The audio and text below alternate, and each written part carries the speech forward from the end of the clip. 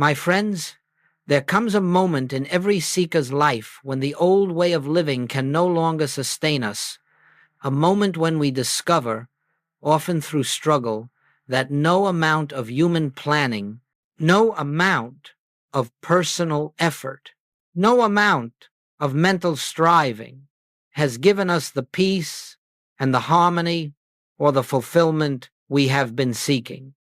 And so we arrive here, not by accident, not by chance, but by an inner impulse, an impulse of the Spirit itself drawing us to a deeper truth.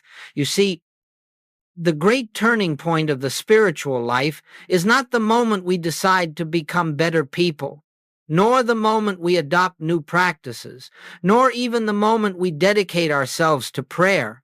The true turning point comes when we awaken to the startling realization that we have been trying to live life through a self that was never equipped to live it. The personal sense of self, that little me that worries, fears, plans, controls, has tried to carry the entire burden of existence upon its shoulders. And because it is limited, because it is finite, because it was never the source of life, it has inevitably come to exhaustion. Now, I want you to hear this clearly, because the world has missed it. The spiritual path does not begin when you try harder. It begins when you can no longer continue as you have been. It begins when you realize that there is a presence within you that has been waiting patiently, silently, lovingly for you to step aside, a presence that does not need your strength, that does not require your intelligence, that does not depend upon your human understanding, a presence that is the very life of God, the very life of Christ, expressing itself as your consciousness. And so in our time together, we are going to explore what actually happens deep within the chambers of your being when you finally allow this presence to take its rightful place.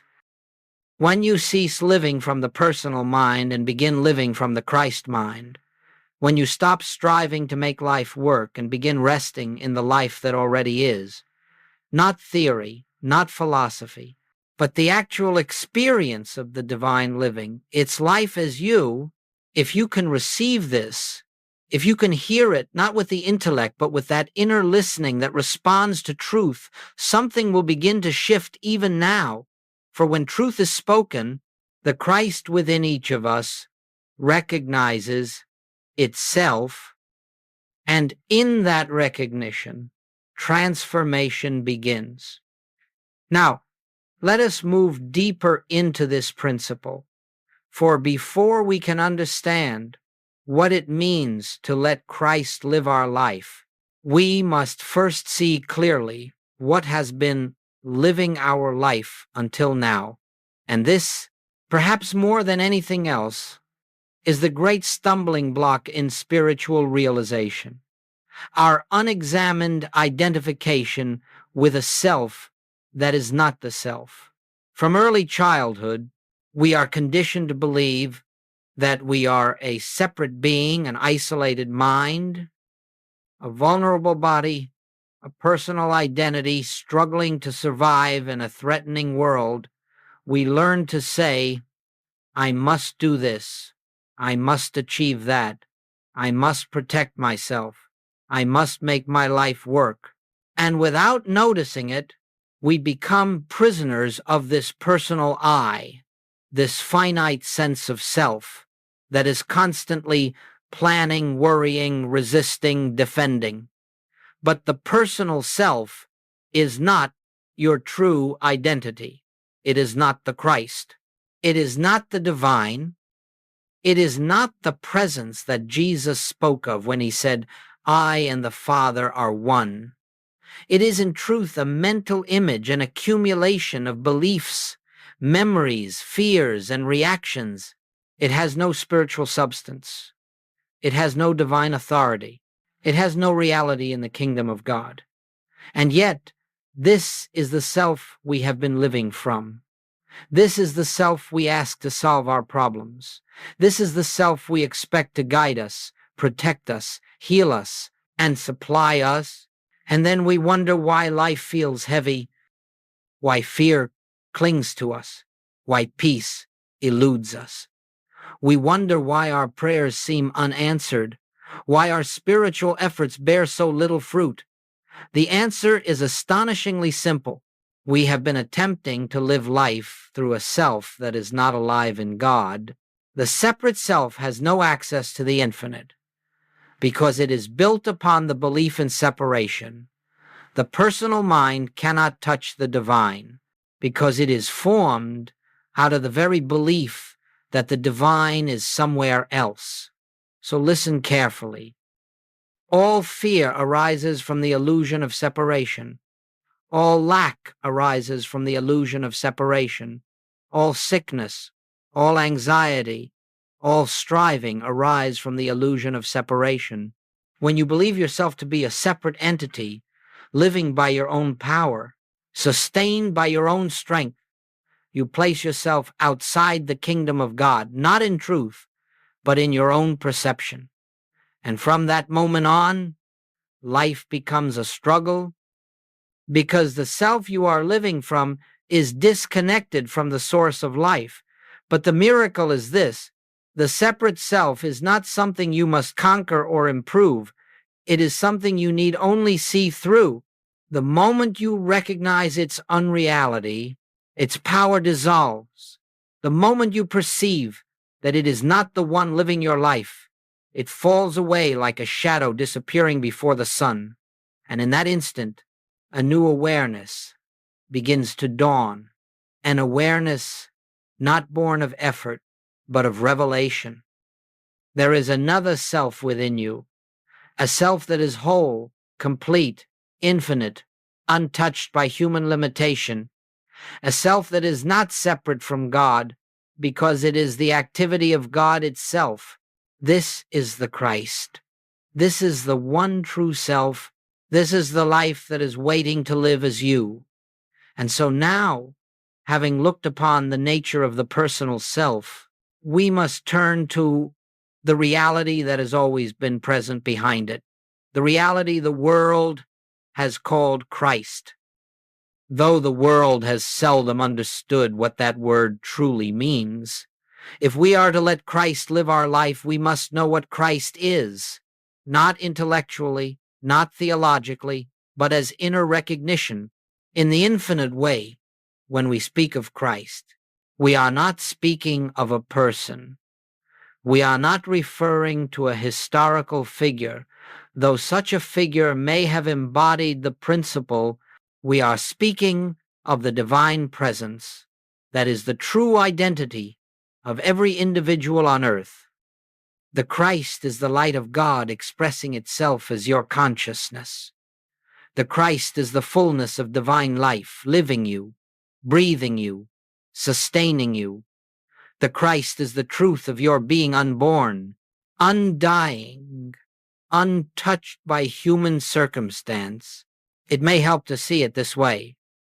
Just as the sun shines whether the clouds appear or not, so the Christ shines as the essence of your being, whether the personal self recognizes it or not.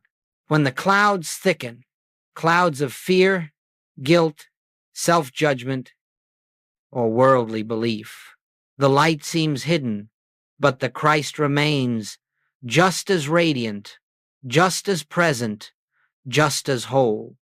You have never lived a moment without it. You have never taken a breath apart from it. The Christ is not something you acquire.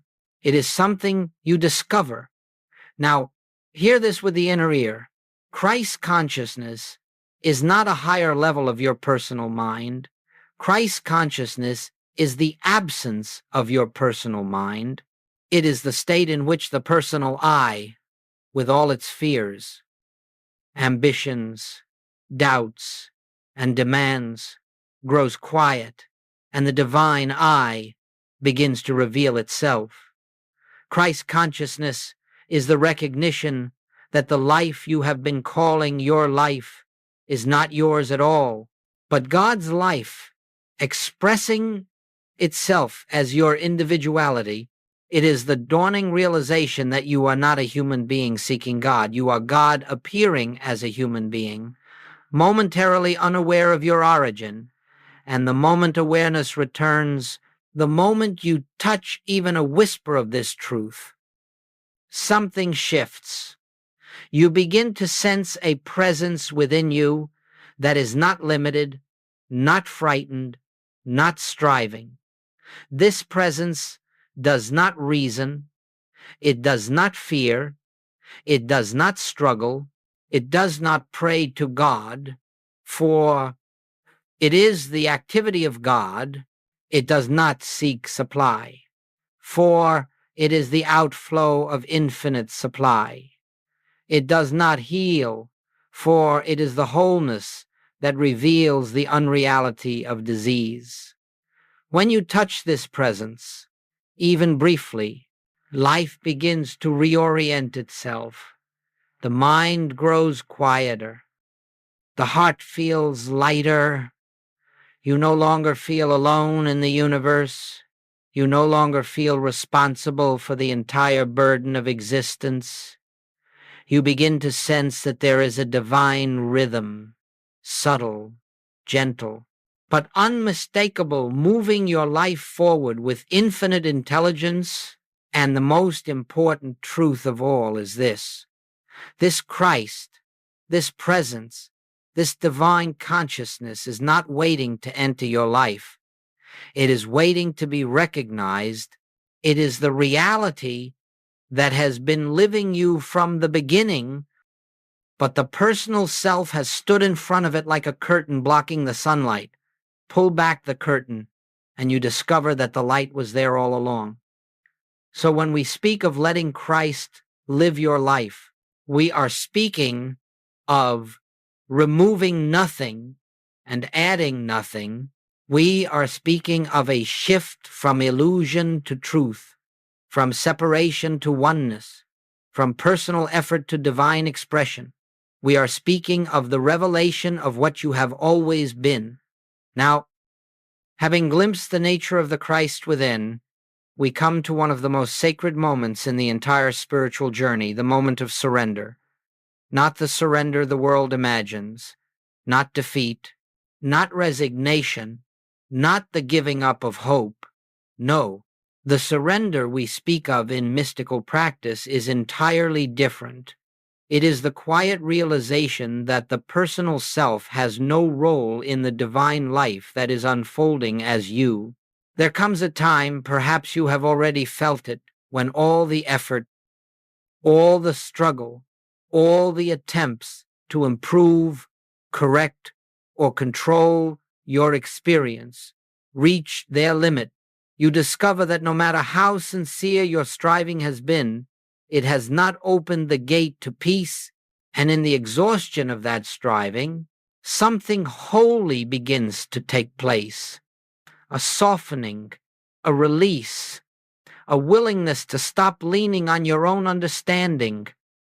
This is the moment when the inner voice whispers, "I cannot do this anymore." And far from being a failure, that whisper is the beginning of grace. For in that very admission, you cease trying to live life according to the laws of the personal mind, and you enter the atmosphere where the Christ can reveal itself. You see, the personal self tries to make things happen. The Christ allows things to unfold. The personal self reacts to conditions. The Christ stands still in the presence of conditions.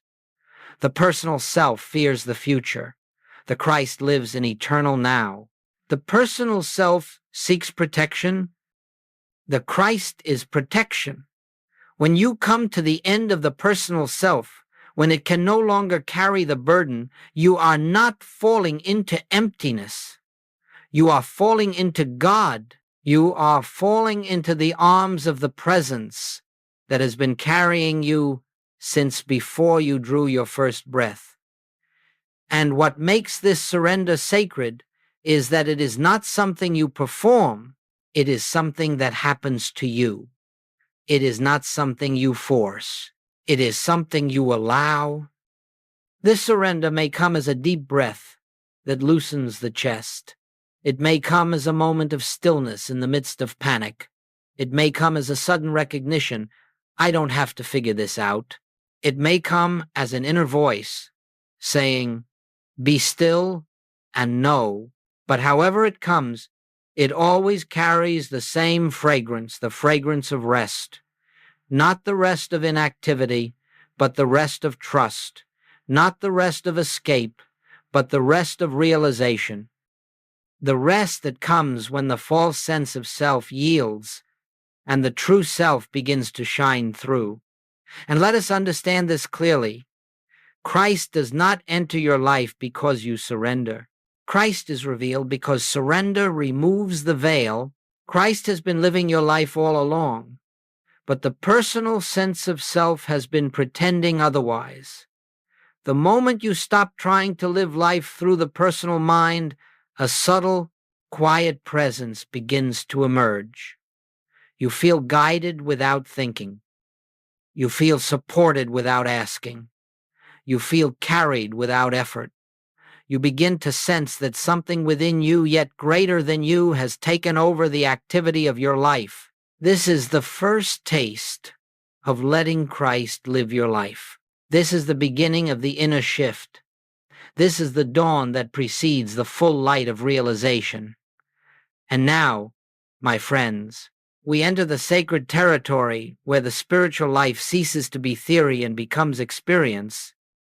For when the personal sense of self grows quiet, when the mind relaxes its desperate grip upon life, something begins to take place within you, something subtle, yet unmistakably real. It is the dawning of a new state of consciousness, the emergence of the Christ that has always been the truth of your being. This shift does not announce itself with fanfare. It does not come with lightning or excitement. It comes gently, so gently that the personal mind almost misses it. In fact, it is often recognized only in hindsight, when you look back and realize that something in you has changed, though nothing external seemed to bring about that change. The first sign is often a deep, unexplainable stillness, not the stillness of inactivity, but the stillness of an inner atmosphere, quiet, spacious, luminous, a sense that something within you has stopped struggling. You may still have the same circumstances, the same challenges, the same responsibilities, but they no longer feel as heavy, as urgent, as threatening. Something within you has shifted from reaction to recognition. Then there arises a second sign, a clarity that does not come from thinking. You find that guidance emerges of itself. You know what to do without effort. You respond without premeditation. You speak words you did not plan. You take steps you did not analyze. And afterward, looking back, you say, I did not think of that. It was given. This is the activity of Christ in you, the divine intelligence expressing itself without the interference of the personal mind. A third sign appears in the form of effortless right action. Actions unfold without strain. Tasks you once resisted become smooth. Decisions that once paralyzed you become simple. This does not mean that life becomes free of events. It means that the events no longer dominate your inner equilibrium. There is a divine rhythm moving through your affairs, and you feel yourself carried by it.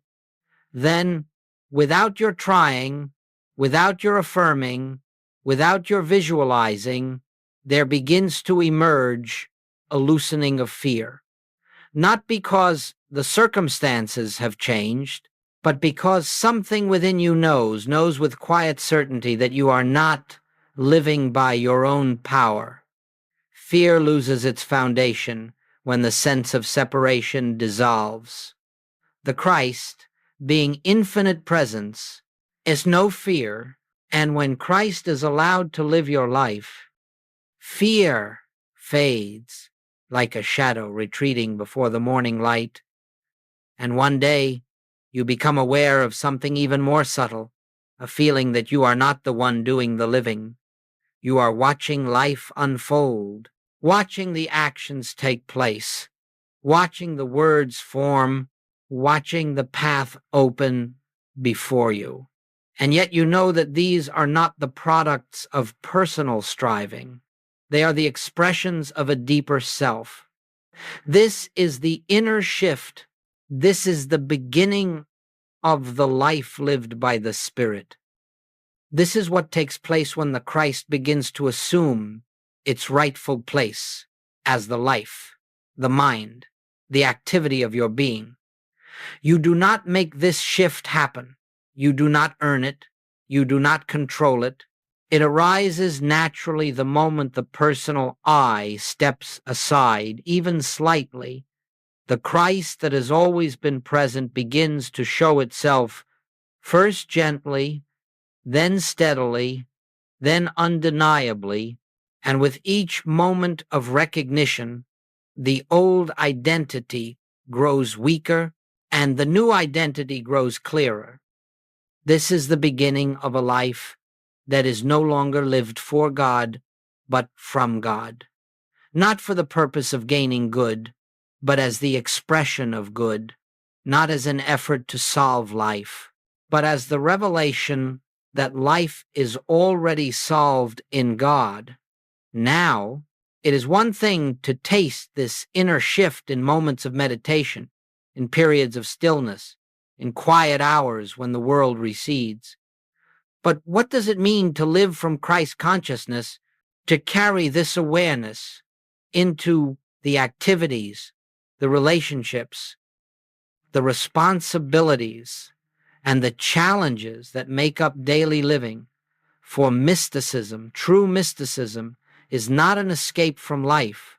It is the discovery of a higher life revealing itself through your ordinary life, a divine life expressing through human conditions, a spiritual rhythm moving through the most practical moments of your day.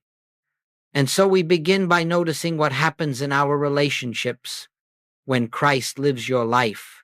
You no longer approach others as personalities difficult, demanding, flawed, or admirable. Instead, you begin to sense that each one you meet is an appearance of the same divine presence that lives as you. You may still see their behavior. You may still notice their words, but you are no longer reacting to those surface elements. You are responding from a center of recognition, and in that recognition, the Christ in you beholds the Christ in them. This does not mean you condone unkindness or ignore injustice. It means you no longer meet darkness with darkness, personality with personality, fear with fear. You meet it with presence. You meet it with the awareness that only the Christ is real, and gradually you find your reactions softening, your words arising from compassion rather than defense, your interactions becoming less entangled in egoic patterns. Peace begins in the moment you cease defending the personal self. Then we look at work, at our daily tasks and responsibilities. When the personal mind governs your work, it becomes a burden. You push, you force, you calculate, you strain, but when Christ lives through you, your work becomes an avenue of expression for divine intelligence. Ideas appear without effort, solutions arise before the problem fully forms, actions flow naturally. You begin to notice that what you once dreaded now unfolds with ease, not because the task has changed, but because the doer has changed. Work under the personal self is labor. Work under Christ is flow. Work under the personal self is anxious striving. Work under Christ is inspired activity. Then we turn to the realm that troubles most people, finances and supply. When you live from the personal sense of self, money becomes a source of fear because you believe that it is supply. You believe that your well-being depends upon conditions, accounts, opportunities, or individuals. But when Christ consciousness begins to live as you recognize that supply is not money. Supply is the activity of God, appearing as form. Money becomes a channel, not a source. And because the source is infinite, the channels are endless. This does not mean that money mysteriously falls from the sky. It means that fear dissolves. Because you no longer place your trust in the outer form, you trust the inner reality. And as fear dissolves, clarity arises, opportunities unfold, directions become obvious. You take steps you would not have considered before, not from desperation, but from inspiration. And you find that your needs are met not by struggling for them, but by recognizing that supply has always been spiritual. Then we consider health, another area where the personal self often trembles. The personal mind looks to the body and sees vulnerability, fragility, decline. It tries to fight symptoms, resist conditions, battle disease. But Christ consciousness does not fight disease. It does not oppose the appearance of illness. It simply rests in the truth that divine life is the only life, and that this life, being perfect, cannot express as imperfection. Healing, then, is not the correction of the body, it is the correction of identity.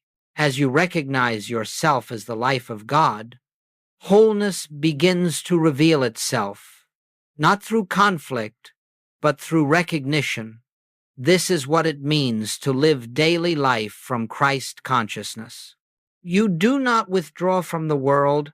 You do not transcend responsibility. You do not float above daily experience. You remain in the world, but you are no longer of it.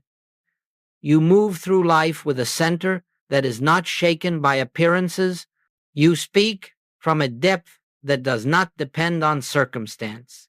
You act from a wisdom that is not your own. You love with a heart that is not personal. And gradually, your entire life begins to reorganize itself, not because you changed the outer world, but because you changed the level from which you live. This is the beginning of divine order expressing itself in your affairs. This is the beginning of a life lived not by effort, but by grace.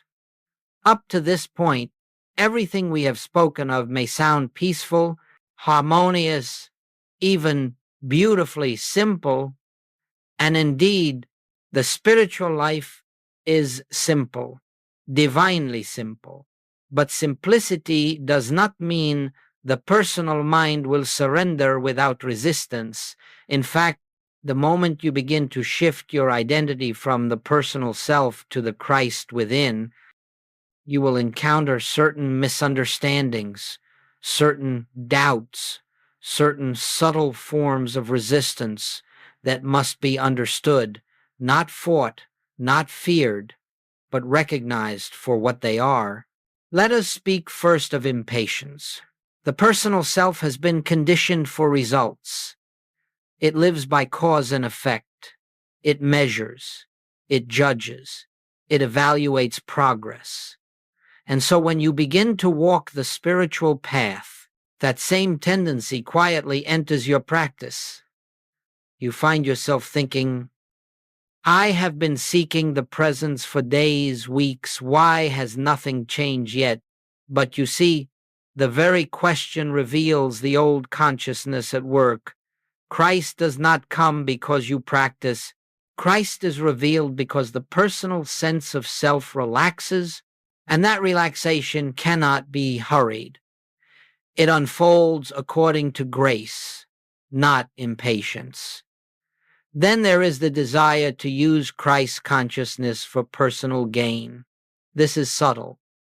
Perhaps you say, now that I know the truth, I will use it to heal this condition. to attract this supply, to resolve this problem. But the moment you attempt to use the Christ for a personal purpose, you have returned to the personal self, for the Christ has no personal purpose. The Christ is the presence of God, and God does not serve human will. Truth cannot be used. Truth can only be yielded to. So long as you try to make God act, you are still outside of the kingdom of God. Another resistance is doubt, especially when outer appearances seem unchanged. The personal mind looks at the world and says, if nothing has improved, nothing spiritual is happening. But remember, appearances are the last to change. Consciousness changes first, silently, invisibly, often without any emotional fireworks. When a seed is planted, nothing appears above the soil for some time. Yet beneath the ground, life is already stirring. So it is with spiritual realization. The Christ often works in depths your mind cannot perceive, preparing the outer world for a shift that may seem sudden, but is the result of inner transformation long underway. There is also the temptation to fall back into effort, especially when life becomes challenging. You begin to feel the pressure of circumstances, and without noticing, you slip into the old patterns, trying to fix, trying to plan, trying to force, trying to control. But this is the moment when you must be most watchful, most gentle with yourself, not scolding the mind, not condemning yourself for slipping, but simply returning quietly, humbly, to the awareness that Christ is living the life, not you. And perhaps the greatest resistance of all is the belief that you are unworthy. Many a sincere seeker says, surely this truth is for the advanced, the holy, the chosen. Surely I cannot expect such grace. But this thought is the final veil of the personal self, for the Christ in you has no sense of unworthiness. The Christ does not look at your past, your mistakes, your human frailties. The Christ knows only one thing: I and the Father are one. And when you hear that, even faintly, even for a moment, you are already beginning to transcend the old identity.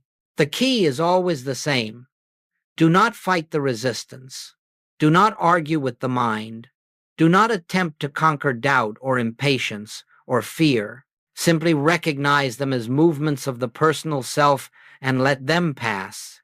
Return gently and again to the awareness that there is a presence within you greater than the mind, a presence that does not resist, does not fear, does not demand, a presence that knows how to live your life because it is your life. When resistance arises, it is not a sign of failure. It is the sign that the personal self senses its dissolution and clings to what is familiar, but it cannot endure. The light of Christ inevitably dissolves every shadow. And now we come to the heart of the mystical life, the summit toward which every step of the spiritual path has been leading, for all the practices, all the recognitions, all the moments of surrender are preparing you for one great realization, the realization expressed in the words, I live, yet not I. Christ liveth my life. These words, spoken by Paul, repeated by mystics across centuries, are not poetry. They are not metaphor. They are the literal description of what takes place when the false sense of self dissolves and the true self begins to shine, unobstructed. You see, the personal I is never truly alive. It is a shadow, a concept, a bundle of conditioned thoughts. It cannot live because it has no life in it.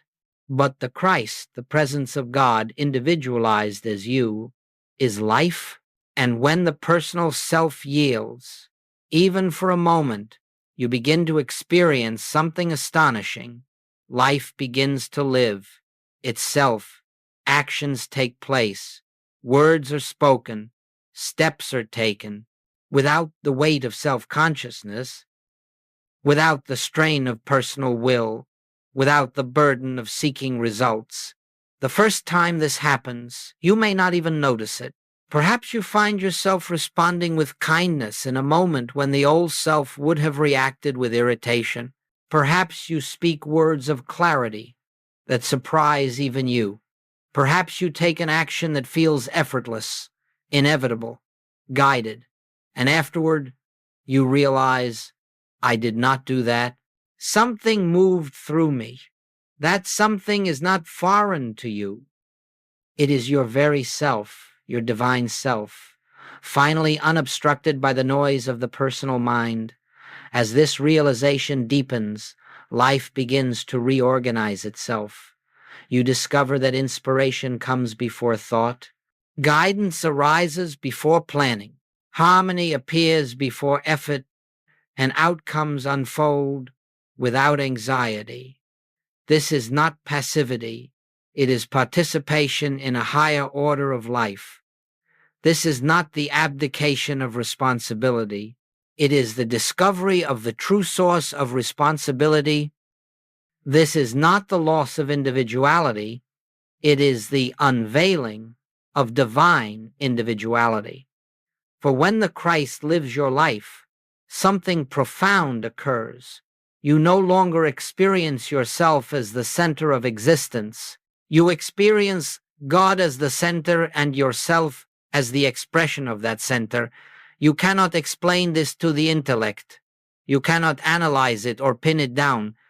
It is as if an inner door opens, and instead of you living your life, capital L, begins to flow through your being like a river moving through an unobstructed channel. You wake in the morning not with dread or duty, but with a quiet expectancy. What is the Father expressing today? You speak not to be understood or approved, but because the words arise naturally. You act not out of compulsion or pressure, but because the next step reveals itself effortlessly. And perhaps the most beautiful sign of this realization is the disappearance of fear, not because you are protected from harm, but because the one who feared no longer claims identity. Fear belongs only to the personal sense of self. The Christ has no fear, for it knows nothing exists outside of its own infinite presence. In this state, healing is no longer an event you seek. Healing is the inevitable consequence of abiding in wholeness. Supply is no longer something you chase. Supply is the natural expression of infinite abundance. Harmony is no longer a goal you work toward. Harmony is the inner order of divine life, showing forth in form. You are no longer striving to become spiritual. You are realizing that you have never been anything else. I live, yet not I. That is the death of the false identity. Christ liveth my life. That is the birth of true individuality. This realization is not achieved through discipline or force. It is not the result of spiritual ambition. It comes quietly, naturally, inevitably. When you rest in the truth of your being, when you stop trying to think or feel your way into God, and allow God to be the self that lives, and once you taste this truth, even briefly, you know without doubt, without argument, without explanation, that the personal self has never been your identity. The Christ has always been living your life. You simply did not recognize it. Now you begin to recognize it. Now you begin to live from it. Now you begin to understand that the life you call my life is God's life, appearing in a form that bears your name. This is the fullness of realization. And so, my friends, we come to the close of this particular message, though in truth there is no close, for the spiritual life has no beginning and no ending. It is the continuous unfolding of divine consciousness, the eternal revelation of the Christ within.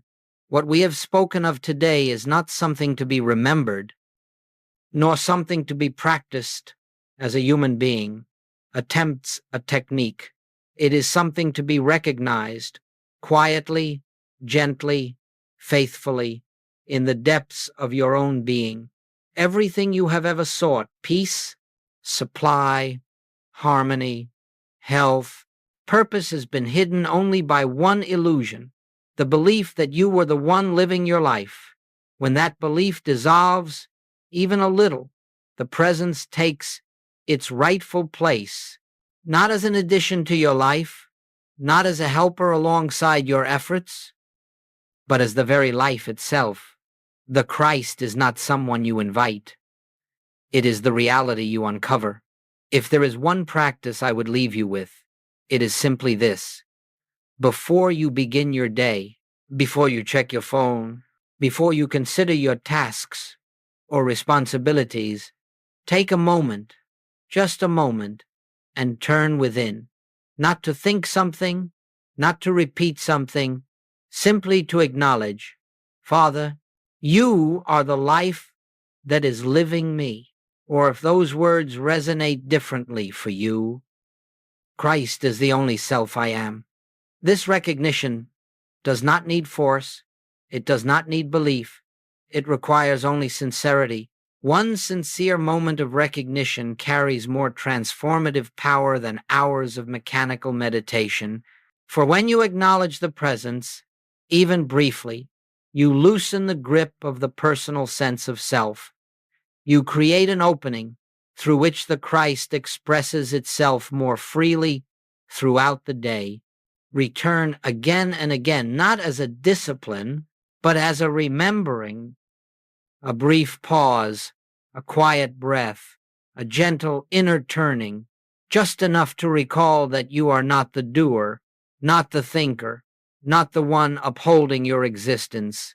You are the instrument through which the divine is expressing its infinite activity.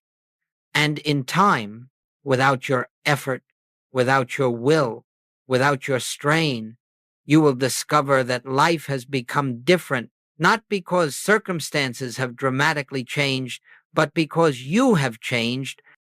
Your center has shifted from the personal to the universal. The false I has grown quieter. The true I, the Christ, has begun to take its rightful place. This is the grace of the spiritual path. This is the fruit of recognition, not the remaking of your life, but the revelation of your life as it truly is. God in expression, God as your consciousness, God as your being. May you come to see that the kingdom you have been seeking is already within you. May you feel the presence going before you, making the crooked places straight.